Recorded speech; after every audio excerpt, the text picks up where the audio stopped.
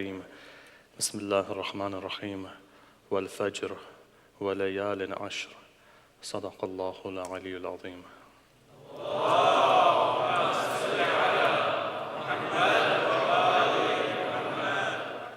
Our series of lectures have gone into a seventh night. Slowly we are edging towards the day of Ashura. And as you know, each one of you are coming here day by day heavy-hearted. You find that this nation comes back to life again in these 10 days. And as those days go forward, leading up to that climax, which is the day of Ashura, you find each one of us has this passion, has this burning in our chest.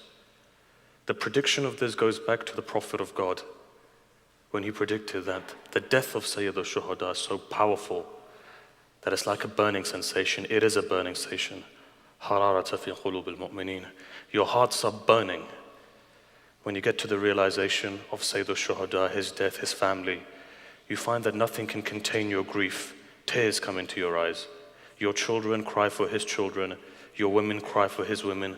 You cry for him. You cry for his mother. You cry for his family.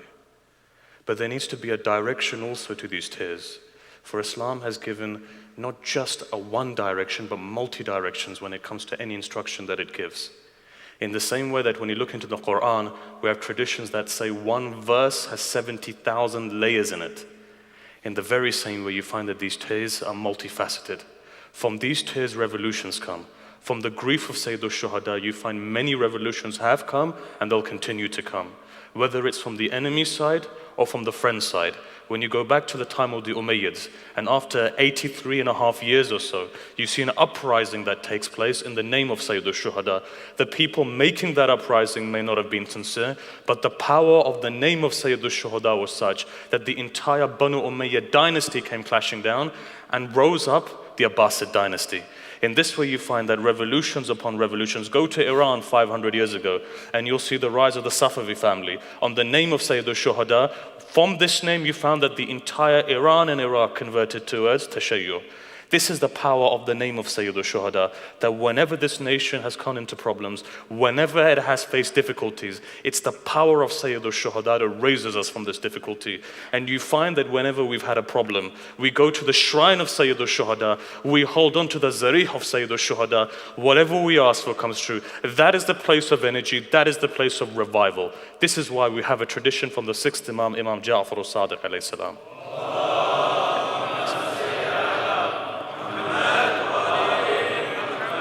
In this tradition, when he talks about Hajj, he says Hajj is wajib once in your life.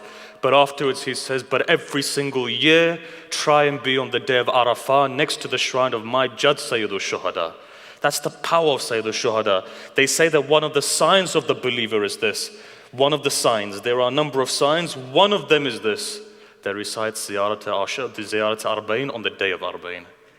And you find that when the day of Ashura comes, there's an entire list of those things that you should be doing from the signs of the believers.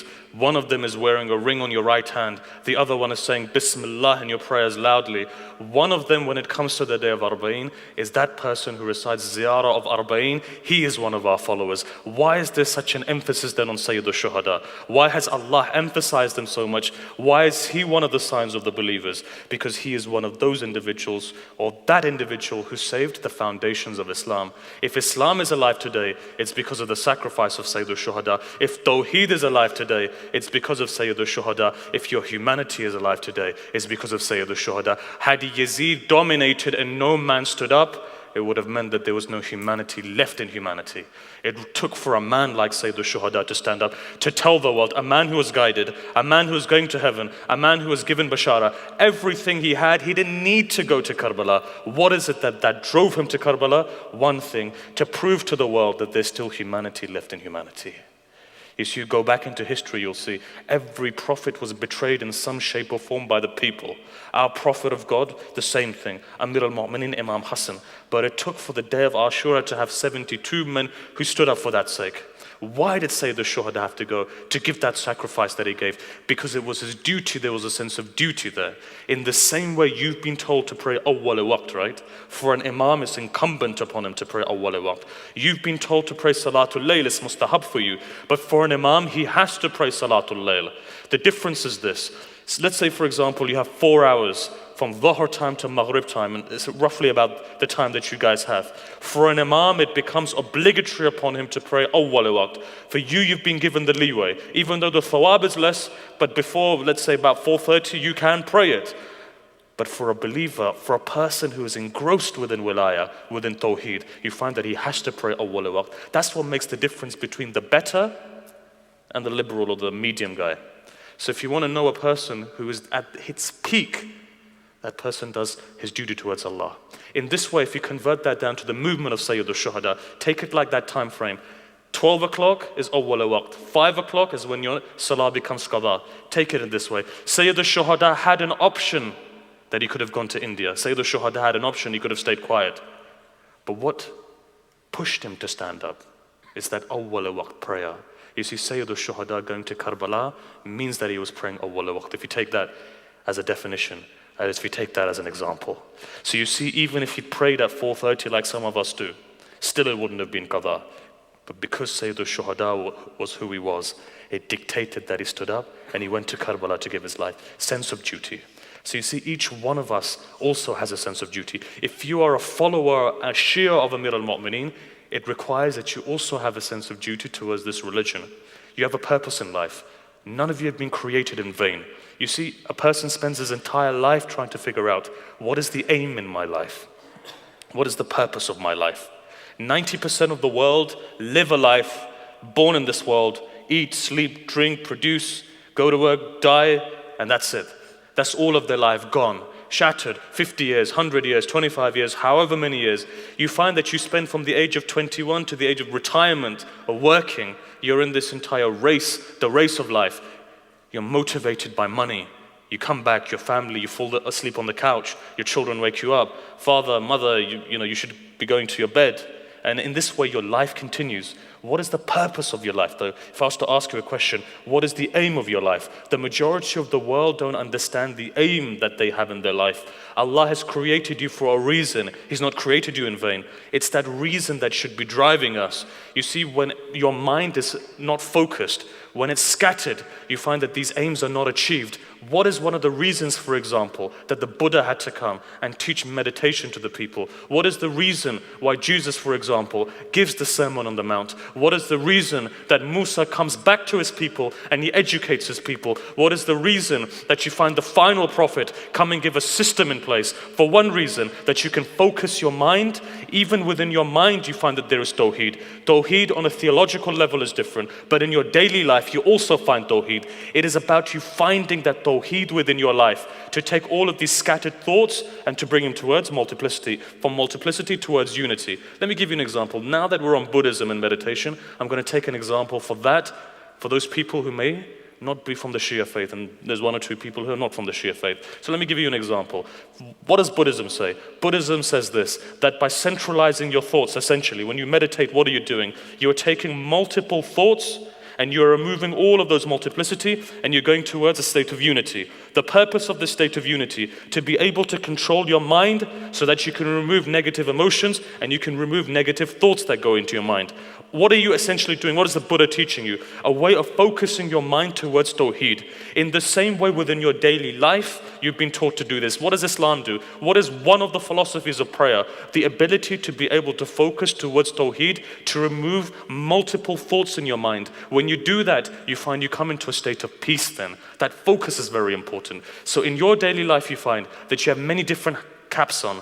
You're a father, you're a son, you go to work, you're different, multiple lives that we're living.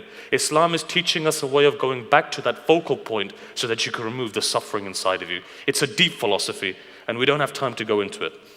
But the fact is that if you go back 1,000 years, in fact, if you go back 400 years, you find Islam was successful in the world. It's only the last 200 years where you've seen an intellectual decline of Islam. Otherwise, the foundations which were laid by Muslims is why the Western world is here today. What made them great philosophers? They say a philosopher was asked this in the Western world. A Western philosopher was asked, why is it that Islam flourished for so long? You see, the Western world, it's only after World War II you find this new system which is in place. Or if you go back to the British Empire from the time of Queen Victoria onwards. But you found Islam flourished for 1,000 years. What was it about those academics, those intellectuals? What was it about those doctors? Why were they so grateful? For one reason and one reason only. Everything they did was focused towards Tawheed. If they were a philosopher, the aim was God. If they were a doctor, the aim was God. If they were a solicitor or a politician, the aim was God. It was about Tawheed. They were one and they were at peace with themselves. Today when you go out to work, right, depending on who you meet, if you meet a non-Muslim, you become slightly like them. When you come to the mosque, you're slightly more well-behaved, you're different. When you go out, you're different. You find that we have different characteristics with different personalities, with different people. There's no synthesis which is going on, right? You pray, sometimes when you're outside, you even feel embarrassed to pray in front of people. You go into a closet, you go into a different room, you pray there. Why? Because you're not one with yourself, you're not at peace with yourself, you've not understood yourself. This is why you find that Amir al-Mu'mineen alayhi salam very famously says, he says, Man arafa nafsuhu faqad Man arafa nafsuhu faqad arafa rabbuhu. That person who has understood himself has understood his God. Go back to the temple in the Greek times. The very same statement was made by the Greek philosophers. Those who understand themselves understand their creator. The understanding of the self, understand who you are. Therefore, you'll find that there's no multiplicity inside of you. There's no hypocrisy inside of you. You break away from that. This is the entire conditioning of Islam. You see, it's a complete different chapter we can open up. But why am I taking you through this? The reason being is that we need to acquire that peace in ourselves. You know, a lot of times you find in the newspapers, right, or in the magazines, multitasking. What does multitasking do? Essentially, multitasking destroys your focus. See, Allama Tabatabai, right, 24 hours in a day. Allama Tabatabai, his children say that he used to work around the clock all night. But they said that that half an hour of quality time that he spent with us was sufficient for us to be waiting for the next day for that half an hour. A lot of times we come back home, we're at home for 2 hours, 3 hours with our children, but the time isn't quality. You wake up in the morning, you can't give quality time to your spouse. You go out, you can't give quality time to people. What is Islam saying here? What are the ulama of akhlaq saying here? If you follow world religions, right, not just Islam, but you go to Buddhism, you go to Hinduism, you ask the Brahmins on this, and even if you go within Christianity, when you study ethics, right, multitasking is a no-no. Why is it a no-no? Because you're sitting there in the morning having your breakfast on the iPad, WhatsApp, and watching television. What time are you giving people? Where are you focusing? You go back to Islam and you see, the idea is to focus. If you're speaking to someone, make sure that you are there speaking to that person, giving them quality time. Not the fact that you're sitting with your children, what's happening, PS2 going on, and at the same time trying to have a conversation with your child. You are doing dhulm on your child because you're not giving him quality time. This is one of those things, and we were discussing media last night. One of the pitfalls of social media has been that quality time, that nurturing, that's the social kind of animals that we are. We're not fulfilling those needs anymore. Your children are growing in an atmosphere where they're sitting there and they don't know their parents in the way that they should. That respect isn't there. The education isn't there. The nurturing isn't there. Go back and see what Sayyid al-Shuhada is teaching. When Qasim comes to him, he's sitting there focused on him. Rasulullah in the same way, when the kafir comes, he's focusing. He doesn't speak to 20, 30 people. The seerah, if you go back to Sunan al-Nabi, if you look at the seerah of the Prophet, when a person came and spoke to him, he wasn't speaking to 20 people. He would focus on that person with a smile and make sure that person realizes that person is special. Today, what's the biggest complaints you find when a marriage is breaking down? Wives come and they say, our husband doesn't give us enough time. Husbands don't give us enough time. You speak to the husband, he says, well, look, I give 3-4 hours a day to my wife. Allama Tabatabai is saying, or his wife is saying, that half an hour of quality time was so powerful. Every focus was on that person. You make a person feel special. Turn around and speak to them. You see, Tawheed again. Why? Because you're focusing on one person. It's that one aim in your life. Goes back to Tawheed again. So in this way, understand what your focus is. Understand what your aim is. When you understand your aim in your life, only then can you channel towards something. And I'll give you another example. You see, we've been given parameters. We've been given Sharia. From the beginning of religion to now, each religion has taught parameters and a Sharia. Even if you go to Buddhism, despite the fact that today people say Buddhism is an atheistic religion, Buddha never negated or affirmed God. But there's one thing that teaches us that the Buddha believed in God. What was that? The fact that he emphasized continuously the Dharma. What is the Dharma? Translated into Arabic equals the Sharia, equals a code or a practice, a way of living. This is what we've been emphasized. Why is there a Sharia? Because it gives you parameters. Why is it important for man to have parameters? Let me give you a small example. Maybe you'll understand from this. When you retire, right, or when you're on holidays, university breaks up, you've got 2 weeks, 3 weeks or 3 months of holidays. What happens in those 3 months? The first week you sleep until 1 o'clock, right, in the afternoon. But by 5 or 7 days, when you have nothing to do and you're sitting there getting bored, what happens? Boredom hits in. You become lazy. The system goes out the window. How many people have worked for 50 years very hard? The minute they retire, within the first year they have heart problems, diseases, heart attack, they end up dying. Why? Because the system is broken. When that system is broken, your mind is scattered. You don't know what to do. There are no parameters. What happens? You become depressed. And you look at those people who are unemployed. Those people who are unemployed, one of those things that hits them is the fact that they have no schedule. When you wake up in the morning, and you wake up fresh at 7 o'clock after Fajr, what happens? You have that drive within you. But a person who's waking up late, they have no system in place. Fine, if your job is all night, that's a different matter. But if you don't have a system, what happens? You wake up, you're aimless. What happens to a person who's aimless? Now go and speak to the psychiatrist. One of the reasons, or one of the things that they emphasize is even if you don't have a job, even if you're retired, make sure you have a timetable and a system. Without this system, what you will find is that your quality of life will deteriorate. Now when you go to Islam, what does Islam say? Imam Ja'far al-Sadiq alayhi salam says,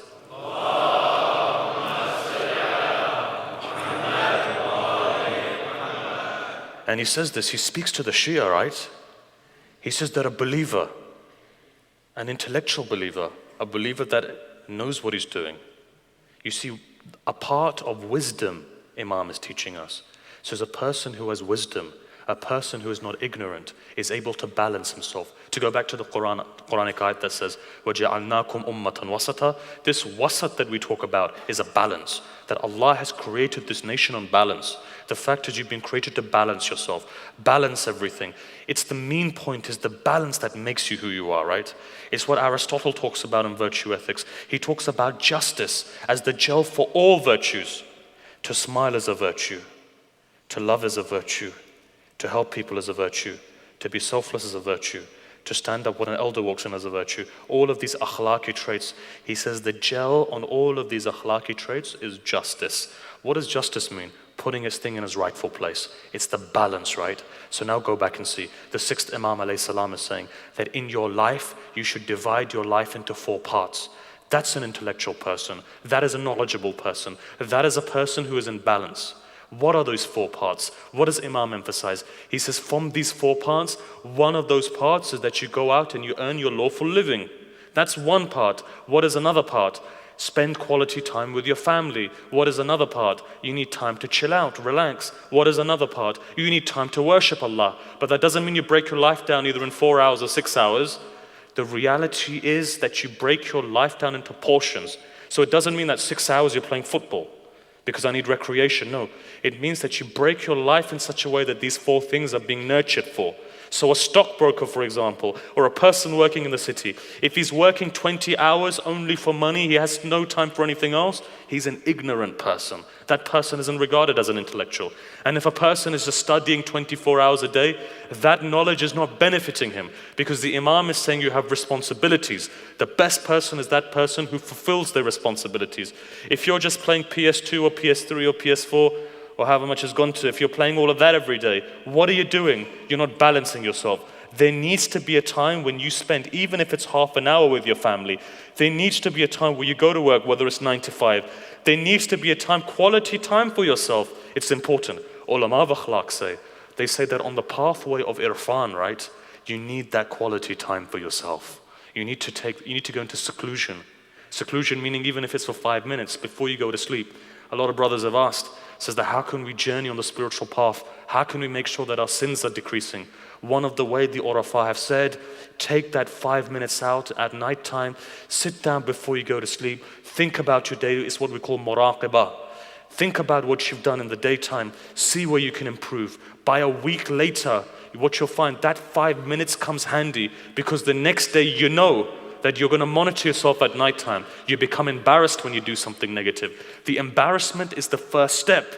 And then after that, what you find, prevention comes. So you see, Islam has given us an entire system, systems there. So what do you need to do? In your daily life, make sure that you're giving time to your family. Make sure you're studying or earning your lawful living that you should be doing. Make sure you have time for yourself. Make sure you have time for God. Even if it's 10 minutes, even if it's half an hour, even if it's 5 minutes. That Maghrib prayer that takes you 2.5 minutes, make sure that 2.5 minutes is quality time. You see, it's not about the quantity, it's about the quality.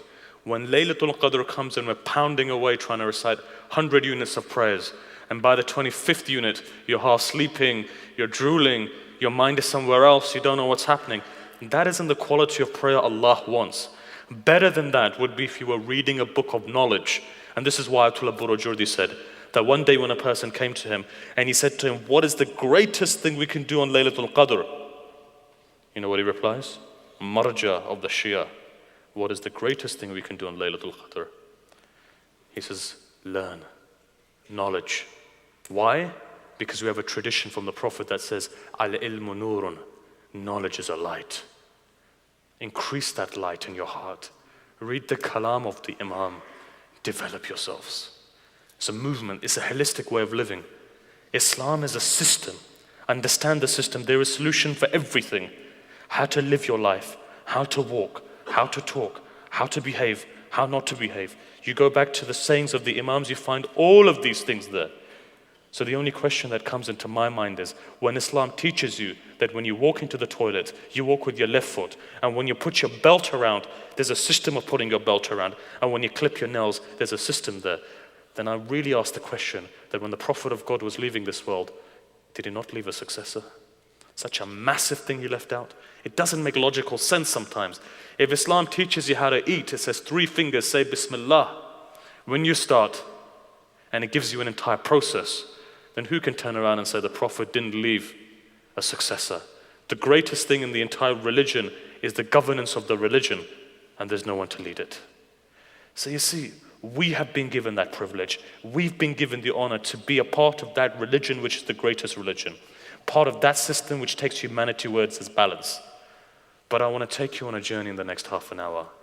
And this is very important. You see, there's one thing in our life that teaches us whenever we go off to come back again. Yes, you have that love of the Ahlul Bayt within you, but there is another reality which is waiting for you. And each one of you will face this reality. What is that reality? The reality of death. The reality of the fact that you're going to die. This is what I wanted to raise yesterday. We weren't able to do it. But today, let's start off on the journey towards death. How many people have left this world who were here last year? How many of your friends have gone? How many people have passed away? As we said, there is no logic to death. I want you now to imagine this. One day, you'll be in that grave. Either you'll be chucking dirt on my face, or I'll be chucking dirt on your face. The fact is that you will die one day. It is a reality. You'll be there in your grave. You think you're going to live forever? You're not going to live forever, my friends. How old are you now? I remember when I was in nursery, if you ask some of the elders, they'll tell you, we used to be enjoying in Tanzania and Uganda and Kampala and wherever they were, and you speak to them, and you ask, how old are you? 70 years old. Do you remember? He says, I can remember when I was 21. How fast does life go? For those people at university, 21 years of your life is gone. Are you going to get another 21 years? For those people who are working, 40 plus, you may not get another 40 years, my friends. And those people who are 60, you'll be lucky now to get another 20 years of your life. You see, life is going, and you are going towards that final destination. You are going towards that final location. It says within the alamat of the hur of the Imam that sudden death will increase. How many people do we know? You're driving in a car, there's a car crash, you die. You're on a plane, something happens, you die. You're walking down the road, your heart beats slightly faster, you trip over, something happens, you pass away. And death is coming to all of us. Death is a reality. It doesn't make a difference who you are, what you are, where you're from. One day you're going to die. And you'll be lucky if there are people around you. Visualize your death now. Imagine you're a lucky person, that your family is around you, because people die without any family, any friends.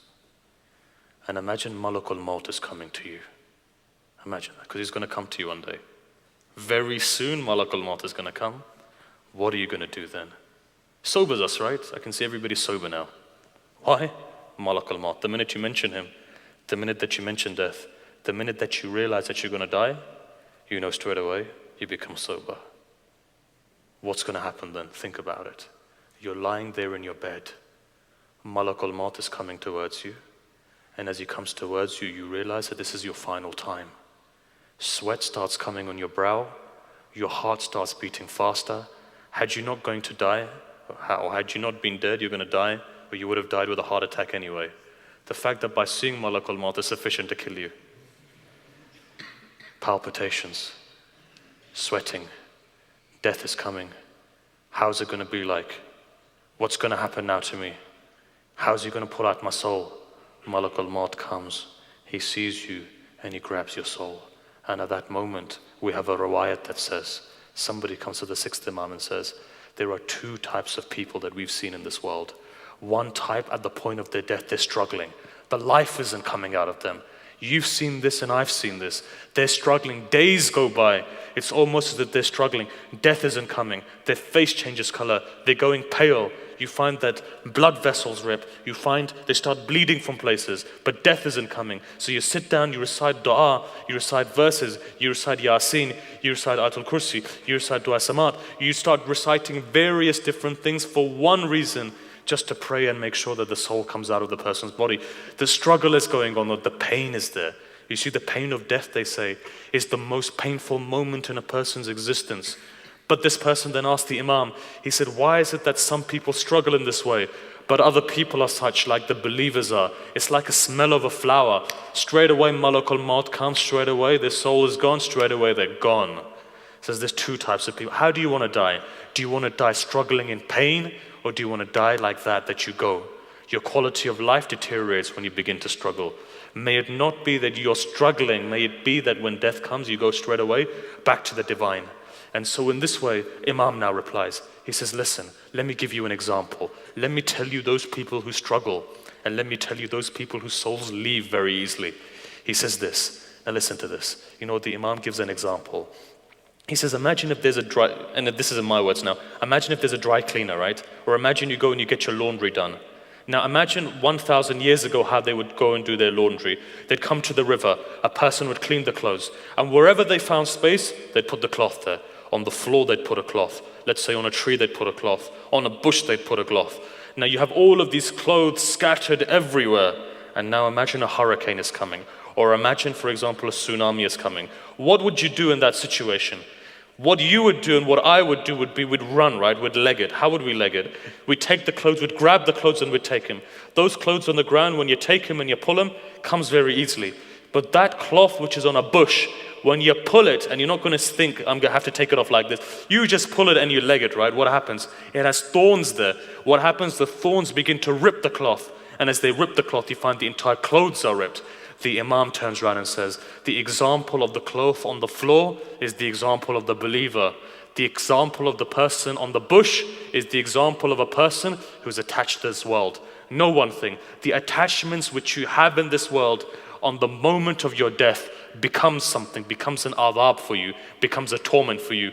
This is why you've been told, release all of those attachments. Sometimes it's better to release all of them in your lifetime as opposed to leaving your wealth and your property until after your lifetime. Because shaitan at that moment comes, he will test you. You will be tested from your family, from your property. Maybe news may come that your property is burning down. At that moment, what happens? The attachments which you have destroys you. Make sure in the life that you live, you destroy all of these attachments. Your wealth, your properties, your children, your women, all of these things means nothing now. Remember, the only thing that matters is the detachment and going towards Allah. That's the only thing that matters. Go back to the saying of Amir al-Mu'mineen alayhi salam.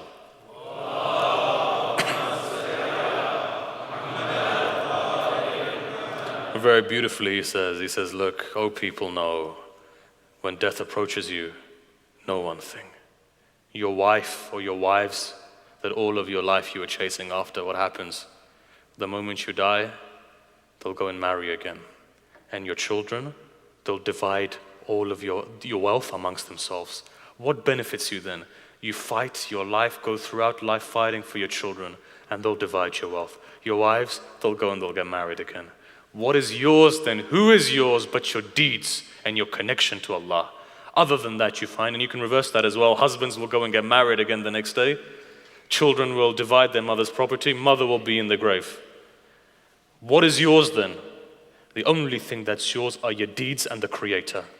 And this is why Allah puts us in tests. Sometimes you think to yourself, when you're in problems, people, when they shut the door on you, in fact, sometimes your own family shut the door. Purpose is what? God is saying, come back to me. I am the only person who keeps my door open for you. So in this way, when death comes, release all of those attachments, because one day what you will find is those attachments will come back to you. They will haunt you. In the tradition now it says that death becomes painful for 3 types of people. Death becomes painful for them. 3 types of people death becomes painful for. Think and look in yourself. Do I have these 3 characteristics? Shall I tell you what those characteristics is? The first characteristic is a person who supports an oppressor. Your death becomes difficult for you if you support an oppressor. What does it mean by supporting an oppressor? Does it mean by supporting Yazid, Saddam, Namrud, Fir'aun? Is that just oppression? No. Shall I tell you what oppression means? Let me give you an example. Then think within yourself if you have these qualities. Your sister has a fight with her brother. Your sister has a fight with her husband, your brother-in-law, right? What happens? Straight away, without even asking, you take the side of your sister. What have you done? Dhulm. You've become an oppressor. What happens? On the moment of your death, you could die a kafir because of that. Go into the riwayat and see. You've done oppression. What does it say in the tradition? A qadi, a person who's a justice, the justice, you could say, the qadi, what is he? He is a person who's between heaven and hell. One wrong decision means that you can go into hell or go towards heaven. You become that qadi then. The minute somebody has a fight, the minute you have an issue in the mosque, straight away you go back to the party that you support. Your responsibility is, regardless of whether it's your own son, your responsibility is that you hear 2 sides of the story. Straight away we make up our mind, because there are children. How many times have you seen mothers point blank support their children, knowing full well that their children are wrong, they still support them?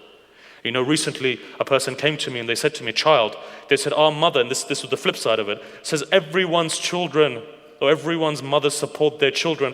Our mother doesn't always support us. Whenever we do something, she asks us questions, she interrogates us, she does the just thing. But if you look at other people's mothers, they support them point blank. I said you should be thankful and grateful that your mother has justice, because she's paving a way towards heaven. Regardless of whether if it's my son or your son, the fact of the matter is that when they're wrong, they're wrong. Do not be one of the oppressors. And this is one of the reasons why I wanted to mention this, because in every mosque, not just in Shia mosque, Sunni mosque, you find in every institution, and again, no one's told me about the issues you may have here, so I'm not going to raise any issues here. As far as I'm concerned, there are no issues in Bathurst. So I'm going to go next door to the other centers, which are next door, and I'll mention them. When 2 parties are fighting, when presidents are fighting, when groups are fighting, what is our responsibility in that? Our responsibility is that we need to be just. Otherwise, our death can be very painful. We can die the death of a kafir. Be very careful what you do. Be very careful the decision you make. Do not oppress a person. Know one thing, that when an oppressed person raises his hands, it becomes mustajab. When an oppressed person curses you, where are you going to turn to? If you've oppressed anyone, and one of the people that you find that you oppress are your family members, how many people are oppressing their spouse without knowing it? The fact that you go into your house and sometimes you're aggressive with your wife. Why are you aggressive? Because I've had a bad day's work today. I got fired or whatever happened. The minute you come into the house, you start taking it out on your wife and your children. What have you done? You've oppressed them. What is your down? If you were to die, it's possible you die the death of a kafir. Do you want to risk all of that? Do you want to become an oppressor? What happens when you become an oppressor?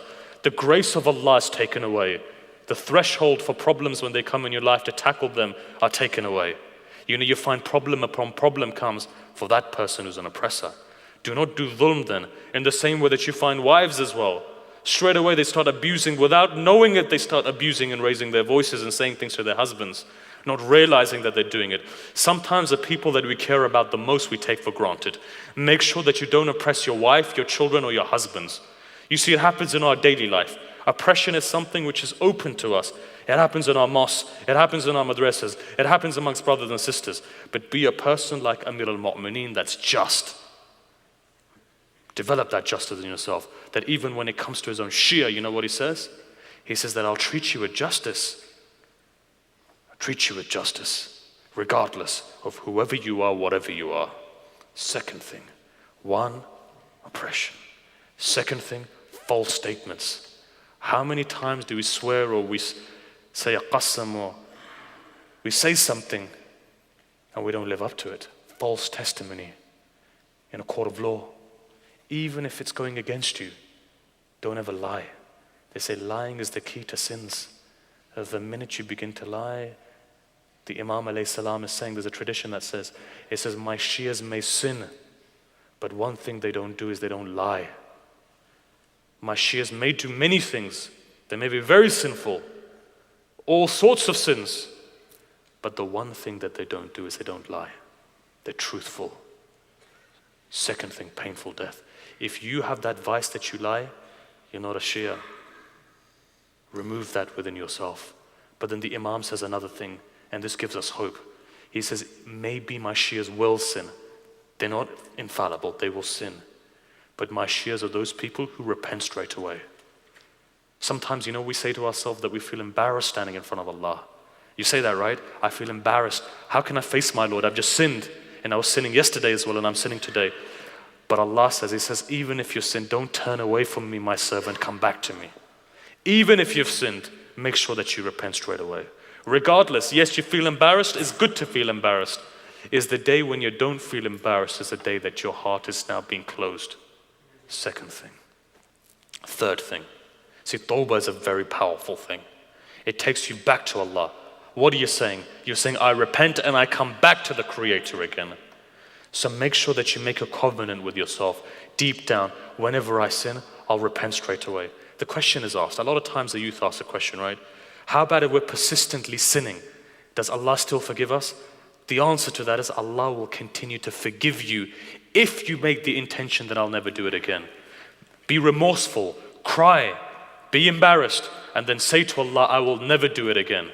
If you have that 100% conviction that you will never do it again, even if you were to sin again, but that conviction was there, the certainty was there, Allah will forgive you. And if again you repent with 100% sincerity, and again you sin, Allah will still forgive you. Even if it's 1,000 times, Allah will forgive you 1,000 times. The difference is the state of mind. You need to make sure that I'm trying my best that I will never sin again, and see what Allah does. He will help you, then He will push you. A question was asked. They were asked, how can we know that Allah is accepting us and our sins are being forgiven? In the traditions it says, if a person is enjoying praying, if they have that lazza while they pray, if they have the pleasure while they pray, the more the pleasure increases, the more you realize that Allah is accepting your prayers and Allah has forgiven you from your sins. But the more you find that you are distracted and pushed away from your prayer, you find that the more you are moving away from God.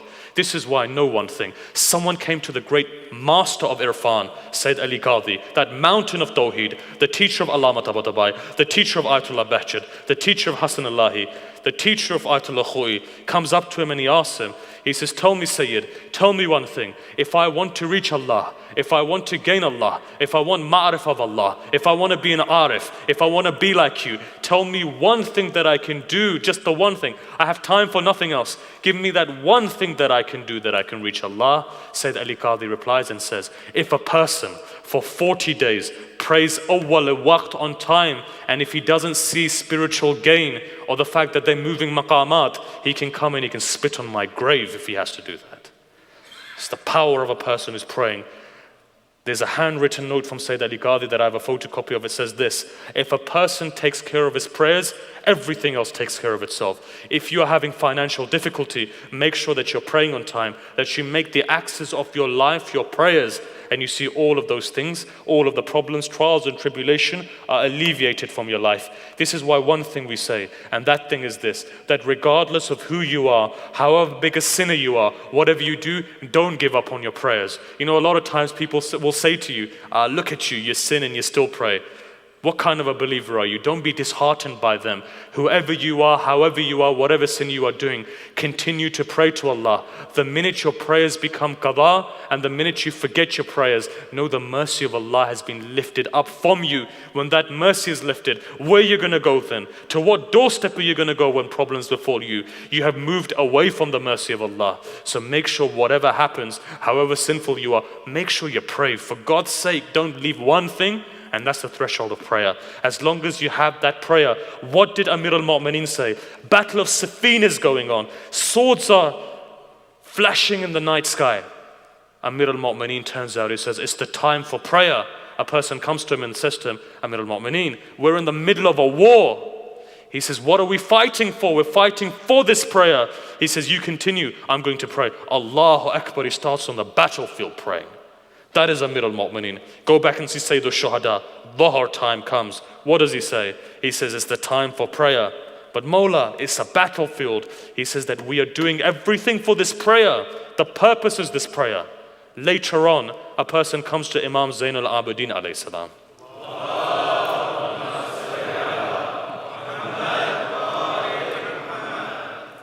He says to him, after Karbala, comes to him, he says, Mawla, tell us, who won? Yazid or your father? Now imagine asking that question. 18 of your family members have been killed. You've gone from Kufa to Sham. Your entire family has been violated. And a person comes to you and asks you who won. Imagine what Imam Zain al-Abidin must have been feeling. You know what he replies? Calmly he says, why don't you go and pray 2 units of prayers in Masjid al-Nabawi and then come back to me and I'll answer your question. The person goes and he comes back. He says, now Mawla, tell me who won. Imam says, do I need to tell you who won? The fact that prayer is still established means that my father won and Yazid lost. The entire battle is for those 2 units of prayers.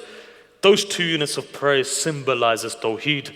When a person comes to the Imam and he says, you have given us the kabair, the major sins. Where is not praying? You know, you said the first thing is shirk. Where is it that not praying? The second thing, for example, is losing faith in God. And then after that, lying and alcohol and all of these things, then in the kabair, the major sins. The Imam replies, he says, not praying is shirk, comes into the first category. Why? Because you're saying to yourself that Allah, I'm not going to follow you, I'm going to follow my nafs. Therefore your nafs has become your God. This is why Akhir Zaman, there's a tradition that says, people will follow the dinar and dirham, it will become their Lord. What does that mean? That means your entire life will be spent in buying that Ferrari and buying that big house and having that wife and having those children that you always wanted. You forget the idea that the purpose is not the wealth. The purpose is have wealth, but have it for the sake of Allah. Second thing. Now let's go to the third thing. From false testimony, if we move forward. Third thing, usurpation of the right of orphans. How many people do that in a day? In a lifetime, in a month, in a year? Let me give you an example. Those ulama of Najaf, right? When a father would pass away and he had small children, they wouldn't even eat at that person's house. You know why? Not even a glass of water. Because they would say, just in case, that's the inheritance of that child. That's how strict they were. They were strict to such an extent that they didn't even take the wealth of an orphan just in case. You see, if these 3 characteristics are there of a person, you find they die the death, very difficult death. But then you find 3 characteristics that have been mentioned in riwayat, that if a person has this, they die the death of a kafir. We'll look at the rest of them later, but I want to look at one of them. What is that one? This is so important for us living in the Western world, within our society, within our communities. You want me to mention what that one thing is? If you look at this, or move you, or break you, that one thing that the Imam is saying, if this person has this quality, on their deathbed, they will die a kafir. 50 years of prayers, fasting, coming to the mosque, doing all of those social things. But if they have this quality, on their deathbed, they will die a kafir. What is that quality? I want to take you back to Ayatollah Gulpaygani, and in one of his speeches, he tells us what that quality is. He says that back in the day, when I was younger, I had a person who would study with me. He was my fellow student. We would study together. And that person, and he says, was very hardworking. He was more hardworking than I was. For about 40, 50 years, we'd lost contact. I'd come back to Qum, I'd lost contact. He says, one day a person calls me and he says, your friend is dying. Come and see him. Ayatollah Gulbaykani said, we used to study together. We were friends. He was a hard worker. He was a mujtahid. Ayatollah Gulbaykani says, let me go and see him. Ayatollah Gulbaykani walks through the door. He sees his friend is lying there about to die. His friend looks up at him and says, who's here? He says, it's me, Muhammad Radha, I've come to see you. He says, Muhammad Radha, tell me, didn't I work harder than you? He says, yes, you worked harder than me. He says, wasn't I poorer than you? He says, yes, you were poorer. He says, am I not a mujtahid? He says, yes, you are. He says, didn't I have a difficult life? He says, yes, you did. He says, bring me the Quran. Brought him the Quran. Opens up the Quran, spits in the Quran, says, Allah has done an injustice to me. He says, why? He says, he made you a marja, he didn't make me a marja. He died then, he died a kafir. Ayatollah Gulbaykani said, I didn't even go to his burial because he died a kafir. Why? What was that quality he had? Jealousy. Jealousy. Look inside of yourself now and see, do I have that quality of jealousy? What does jealousy mean? Jealousy means this. Somebody else's child gets that A grade that you wanted your child to get, and your child gets that B grade. What happens then? You start feeling jealous. Why didn't my son get that? Jealousy. Another part of jealousy. A person buys a nice car. You don't have the money for that nice car. You're feeling jealous. The minute, God forbid, he crashes it, you go to him and you say to him, look, I'm so sorry you crashed your car, but inside of you, yes, he's crashed his car. Now I've got to we're now equal playing level. Jealousy destroys you. Why has he got such a nice looking husband or such a good looking wife? Jealousy. It happens in the mosque. Why is he a president? Why am I not a president? Jealousy. As long as we have this jealousy, no, it destroys us. Take the jealousy out of your heart. Know one thing. Risk is from Allah. If a person is richer than you, it doesn't make a difference. Allah will give you that risk. Allah will give you good children. It is about that connection with God. What is the one thing that will benefit you? Inna akramakum indallahi yataqakum. That person who has taqwa in the eyes of God is the most holy, is mukarram in the eyes of God. That is that person. So remember one thing. Next time those jealous thoughts come into your mind, la hawla wa la quwwata illa billah. It says in the tradition, right? If you go back and say, when the Urafa were asked, it says that when we have these satanic thoughts coming into our mind, what is the one thing that we should do? The Urafa reply, they say, then start reciting La ilaha illallah, because you are cutting the foundations of these satanic thoughts. In the same way, La hawla wa la quwwata illa billah.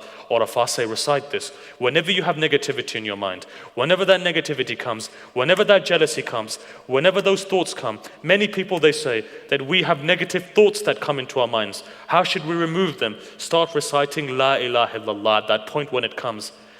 And when you recite it slowly, you'll see that it goes away from your mind. You become more sincere. Now, I'm not saying that you sit down in the mornings and recite it 1,000 times or 2,000 times, because no, for every recital you do, there's a side effect to it. And the most heated recital is La ilaha illallah. It's the most tawheedi dhikr. One of the byproducts of somebody who extensively recites it is fakhr, poverty. The byproduct is you become poor. That's why you find that you don't find Urafa who are rich. Most of them are poor. It's like one day Ayatollah Kampani was walking, right? Ayatollah Bahjat's teacher, Gharaviya Kampani, says he was walking one day, he had bags in his hand and they broke. He smiled and he said to himself, there was a time when I was so rich. He's known as Kampani Companies. His dad was a company owner. Says that his dad chartered one day, he was stuck in Karbala, chartered a train, because in those days trains were big things, from Karbala to Najaf. So you see, you find that an Ayatollah merged of that status, and now bags are ripped. He has no money. Why? He was an arif. You see, this dhikr of La ilaha illallah, if extensively done thousands of times a day, what you will find is you'll reach Allah Tawheed, but at the same time, trials and Allah will test you though, right? Because essentially, what are you saying? You're saying La ilaha illallah. You're saying that there is nothing. My family doesn't matter. My children don't matter. My wealth, my health, nothing but Allah. When you say that, obviously Allah is going to test you. But anything which is done in moderation is okay. So make sure that before you recite anything, you go to a spiritual master who can advise you on what to recite. This is why Allama Tabatabai says that there are 3 things that you can recite. 3 things. 3 things that have no side effects. Everything else has a side effects. 3 things. One is Quran, the other one is salawat, and the other one is istighfar.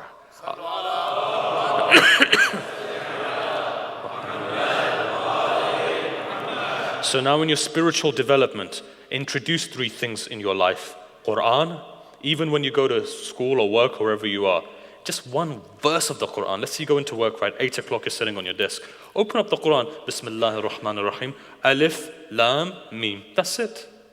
Even if it's a line, recite a line. Even if it's a page, consistency though. You see, one of the biggest things, the mistakes which we make in Ramadan, you go all out on the first day, you recite half of the Quran.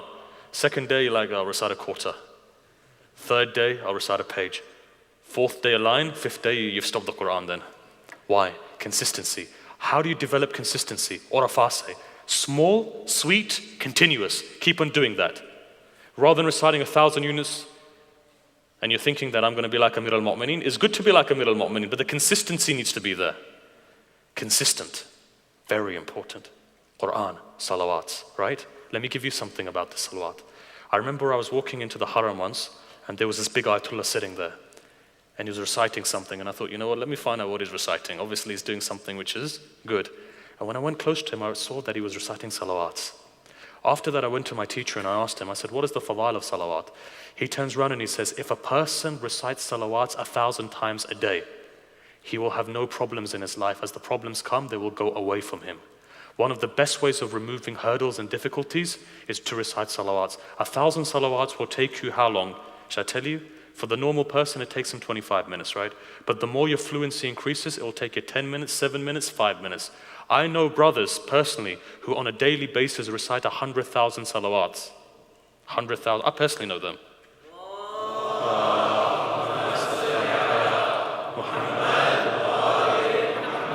And it's more than possible one of the brothers is sitting here, because a couple of days ago there was a brother sitting in this hall from all of you thousands that I know very well from Iran.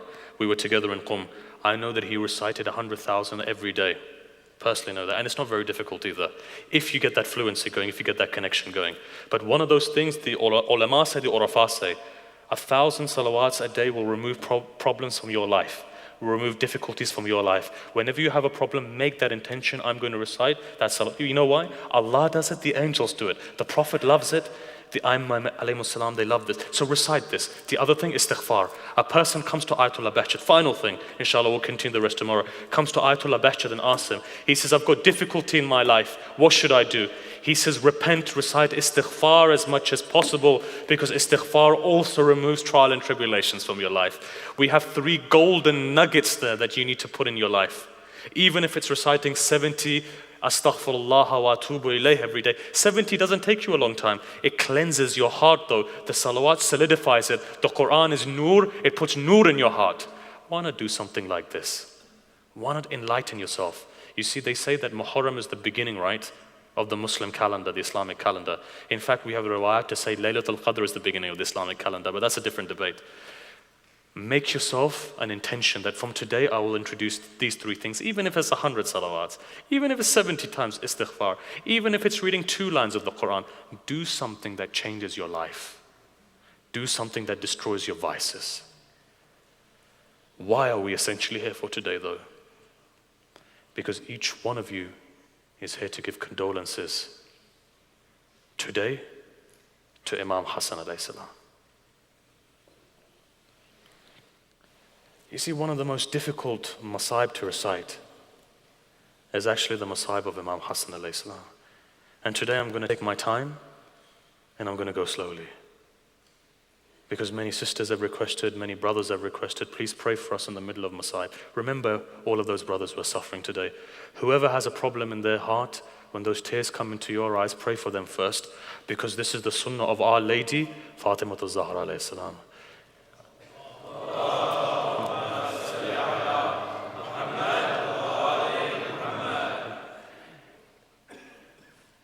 Today is that day. These days are becoming more heavy. Pain is coming into our hearts. Today you're going to cry for a person who's yatim. Let me tell you a tradition before we get into that.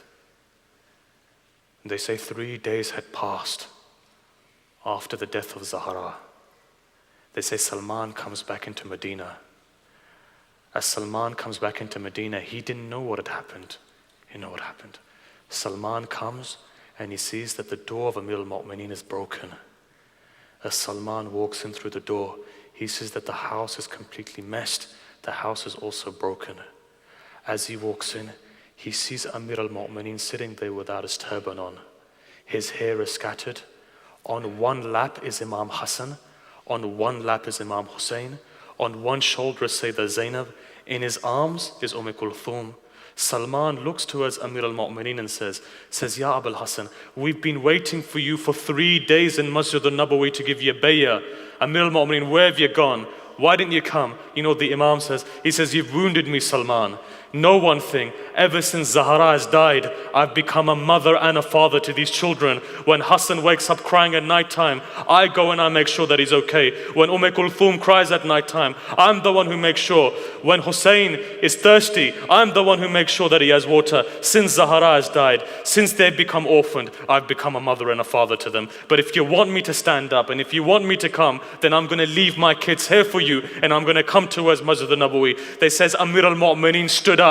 He walks towards the door, and as he walks towards the door, he sees the blood stained on the wall and the blood on the floor, and he falls on top of his head and he says, Salman, is this what you wanted me to see?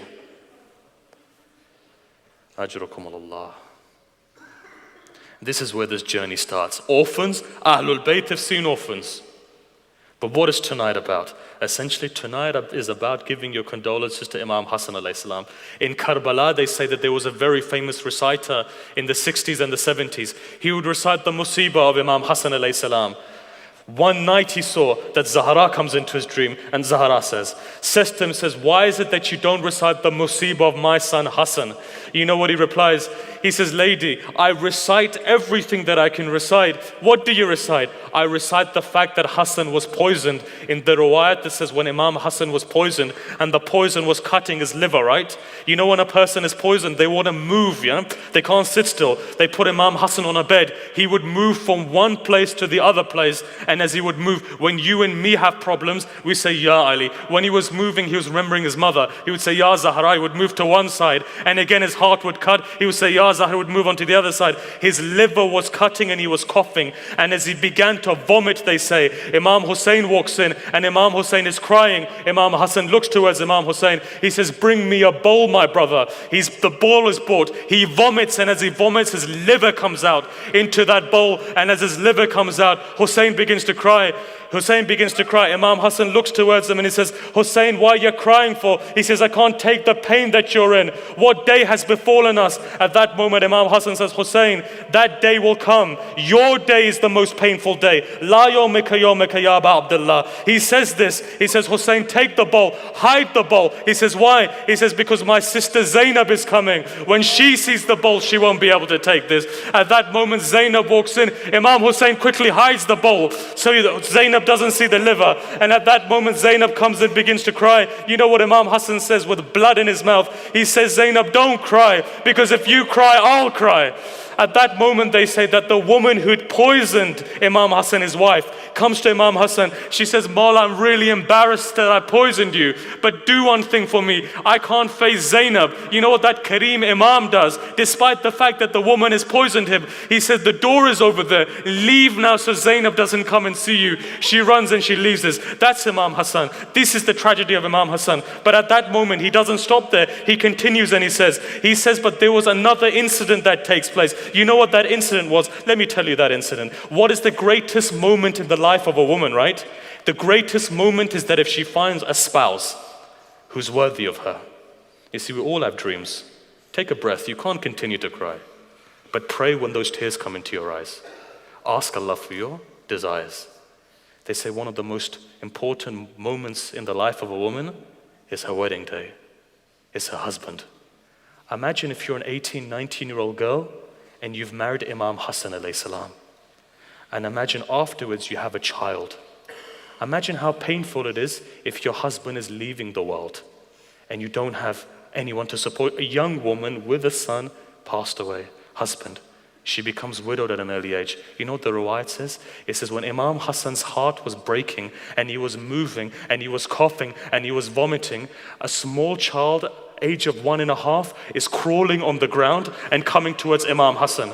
You know what that mother does? She picks up the child and she says to her son, Qasim, your father is leaving this world. Leave him. Let him die in peace. You know what happens? Imam Hassan says, give me my son because tomorrow he'll be yatim. He won't have a father to put his hand over his head. He says he takes the child. Imam Hassan hugs the child. He puts it on his chest. He says, a day will come, son, where I won't be there. Now imagine when Imam Hassan leaves the world, what happens to that orphan? You know what it says? You've seen this in your life. The first time a child takes his footsteps, right? The mother becomes happy. She wants to tell her husband. What happens? Farwa remembers that I don't have a husband. My husband is dead. And the second time, when that child begins to talk for the first time, Farwa becomes happy. And then she realizes, I don't have my husband to tell. That child, when he goes first day in school, when all of the children have their fathers coming to pick up that child, imagine that child standing alone and thinking, if only my father was here to help me and to take me. Now imagine that first time your child gets bullied, right? God forbid your child gets bullied. He can always say, I'm going to tell my father. But imagine if they're yatim and they have no father. Who do they turn to? Now let me give you a scenario. Eid day comes. The city is Medina of the Prophet. Eid day comes. Qasim is standing there. He is watching everyone take their child towards Eid prayers. You find Abbas is taking his children and Imam Hussein is taking his children, and On and Muhammad are going with their father. Qasim stands there alone, looks towards Baqi, says, Father, if only you were alive, you too would have taken me today. But today I have no father. May Allah unite all of those parents whose pet children are not with them. Many people have asked, may Allah unite them again for the sake of Qasim. Imagine what that Qasim must have been feeling, that his father isn't there. That night comes then, the 10th of Ashura comes, the night comes, Imam Hussein says, this person will be killed, this person will be killed, this person will be killed, Asghar will be killed, Akbar will be killed. And at that moment, what is Qasim doing? He looks up to his uncle and he says, Uncle, is my name written there as well? You know what he replies? He replies and he says, even Ali Asghar's name is written there. You know what Qasim then says? His ghaira can't take it. He looks up and he says, Uncle, are they going to come to the tents? Imam Hussein doesn't reply, after your death they're going to come to the tents, because he knows Qasim wouldn't be able to take it. He says, no, I'm going to take him into the maqtal. You see, many of the companions of the Imams couldn't take the fact that these men are going to come towards the tent. The day of Ashura comes. You know what happens on the day of Ashura. Each one of you know, one by one, what's happening? Lives are being given. Lives are being given one by one. Ali Akbar is gone, right? On and Muhammad is gone. One by one, each one of them are going. Farwa is sitting there and she can see Qasim is moving from one side to the other. You know what she turns around and she says to her son, may it not be that I don't have a husband, the fact that you don't go into the battlefield, may it not be that. You see, Qasim walks out. Every time he goes to Imam Hussein says, but you're the sign of my brother, how can I send you in? Farwa remembers that when Imam Hassan was passing away, he says to her, he says, when a time comes that is very difficult for my son, I'm going to write for your ta'weez, tie it on his hand. At that time, open it up and see and give it to him. You know what she says? She says, what a greater trial and tribulation than here. You know what happens? They open it. You know what that letter says? They say, Qasim begins to smile. On that letter it says, Ya bunayya Qasim, oh my son Qasim, there will be a time that will come where your uncle Hussein will be ghariban, wahidan, atshanan, madluma. Your uncle will be madloom, he'll be alone, he'll be gharib, there will be no one with him. At that moment, Qasim, remember, go and give your life for the sake of your uncle. Qasim takes this letter. He runs to her, Sayyid al-Shuhada. He comes to Sayyid al-Shuhada. Sayyid al-Shuhada looks at this letter. It's written in the books that what happens next. Exactly like this. Imam Hussein takes both of his arms. He puts it around Qasim like this. Both cry so much that both pass out, hit the ground. At that moment, Imam Hussein says something. He says, my brother, he looks towards Medina. He says, salam on you, my brother. Even at this moment you remembered me when no one's remembering me. He says, at that moment you remembered me. At that moment, you know what happens? Both hit the ground, both pass out. They say, Sayyidah Zainab comes forward with her tears. She puts on those two people that both of them get up. And at that moment, Imam Hussein said, Qasim, it's your time to go. Look at what it says in the Rawayat. It says, Qasim was so small that they say the coat of mail couldn't come. That mail that's used for protection, right? It couldn't come over him. They say that Imam Hussein puts him in white, like you would do to a dead body, ties his turban. There's no saddle because the saddle doesn't reach him, puts him on top, and as he puts him on top of the horse, they say Qasim begins to go. And as Qasim begins to go, Imam Hussein is watching. At that time comes, they say, that when someone comes from the back, hits Qasim on the head, Qasim is moving on the horse, eventually he begins to fall. They say like a ferocious lion, Imam Hussein comes onto the battlefield. Now there are two types of companions of the Imam. They say that after Imam Hussein was killed, all of the bodies were dismembered after that. But when you look towards the body of Qasim, they says the horse is trampled. You could hear the crunching noises of bones breaking. His ribs were broken, his arms were broken, his legs were broken, all of his body was shattered. And as it says his body was shattered, Imam Hussein comes, he looks to her and says, my brother, forgive me that your son called me and I wasn't able to help him. He takes his abba out, he picks up each part, they say one by one, all the parts of Qasim, he puts it in his abba, he puts his abba on his back. As they come, they say a mother is standing there next to the tent. She looks up and says the Shuhada, she says, I sent my son into the battlefield, where is my son? Imam looks at it, he says, your son is in this. As he opens up, Farwa looks towards the pieces, she looks towards Qasim, and then she looks towards Baqi. She says to Imam Hassan, she says, I gave everything I had for you. Says, I've given everything like that. Then she addresses Qasim in the book, it says, addresses Qasim, she says, Qasim, tell your father, I sacrificed you in his name for the sake of Hussein. Inna lillahi wa inna ilayhi raji'un. For the sake of Muhammad and ala Muhammad, may Allah accept our worship today. For all of those people who are suffering, for all of those women who don't have children, for the sake of Qasim, may Allah give them children. For all of those hajat that you have, there was one yatim by the name of Qasim. There's also another yatim as well, who would stand there next to the cell waiting for her father to come. Waiting for her father to come. For the sake of that small yatim 4-year-old girl who was waiting for her father to come, may Allah accept all of our hajat today. Wherever there are Shia in the world, may Allah protect their life, their property, their possession. You see, it's very difficult for us to hear these trials and tribulations. Imagine what goes on in the heart of the mother. I'm sitting, I can hear the women crying from there. You know, what goes on our heart when we hear our women cry like this. Now imagine what was going on Sayyid al-Shuhada's heart at that moment when his women were crying and they were watching everything that they spent in all of their children. You know, for a mother, their child, it means everything, right? Imagine your young child being slaughtered there.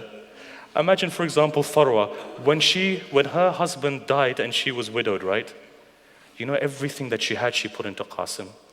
She was waiting for that day when my son grows older and I see him as a husband, I see him as a groom. That day when I take my son and he gets married and he has children and I play with his children. Now what happens? One woman has lost her husband 13 years before and 13 years after. The only thing in the world that she had her son, she's lost it. For the sake of that moment, may Allah protect the life, the possession and the respect of all of those Shia wherever they are in the world. May Allah hasten the dhuhur of the Imam and make us all part of his Ansar. Matam Hussein.